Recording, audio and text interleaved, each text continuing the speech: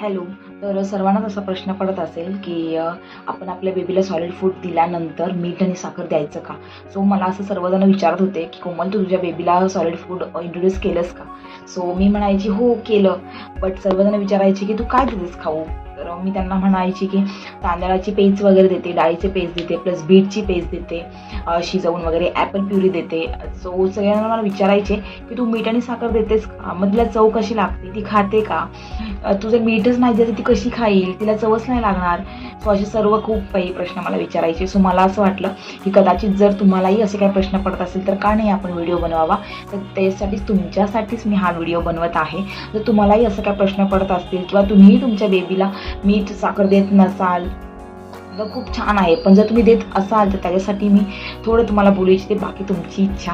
But मला असं वाटतं की ही व्हिडिओज बनवावी, कारण जर आपण मीठ आणि साखर दिलं तर ते बेबीसाठी हार्मफुल असू शकतात. आणि जे कोणी तुम्ही थोडेफार बिस्किट वगैरे देत असाल तेही सध्या देऊ नका. 1 इयरसाठी थोडं ते अवॉइड करा.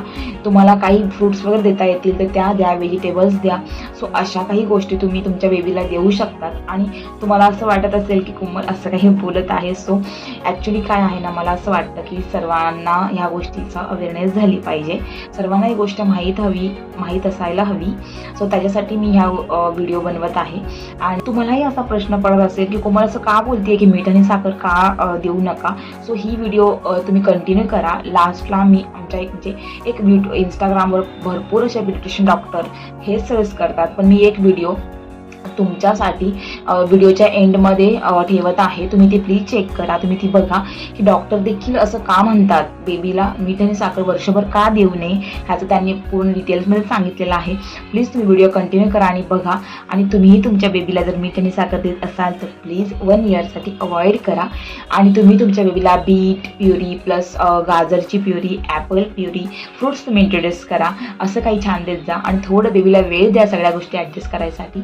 अशा प्रकारे तुम्ही तुमच्या बेबीसाठी खूप छान असं काही प्युरी वगैरे, पोहे वगैरे असं करू शकता ज्यामध्ये मीठ आणि साखरचं इन्व्हॉल्विंग नसेल. आणि जर तुम्हाला असं वाटत असेल की तरीही तुम्ही काय मीठ आणि साखर, तिला गोड कसं लागेल, तिला नमकीन कसं लागेल, तुम्हाला असं वाटत असेल की तुम्ही त्याच्यामध्ये थोडंफार जिरं पावडर किंवा मिरी पावडर नमकीनसाठी देऊ शकता. आणि जर शुगरसाठी म्हणजे साखर, म्हणजे तुम्हाला जर हवं असेल की गोड बाळाला द्यावं तर तुम्ही खजूर आणि गुळही ट्राय करू शकता. सो असं काही तुम्ही ट्राय करू शकता. नक्की ट्राय करा. आणि जर ट्राय केलं नसेल तर नक्की ट्राय करा. अशाच नवीन नवीन व्हिडिओजसाठी प्लीज माझ्या चॅनलला सबस्क्राईब करा. आणि जर तुम्ही ही व्हिडिओ इंस्टा, फेसबुकला बघत असाल तर प्लीज फॉलो करा. Thank you so much. मी माझ्या मुलांना मीठ साखर न वापरता जेव्हा सेमी सॉलिड फूड इंट्रोड्यूस केले तेव्हा त्यांनी सुद्धा नवीन टेस्ट एक्सेप्ट करताना थोडा त्रासच दिला. घरातल्या सगळ्यांचं म्हणणं आलं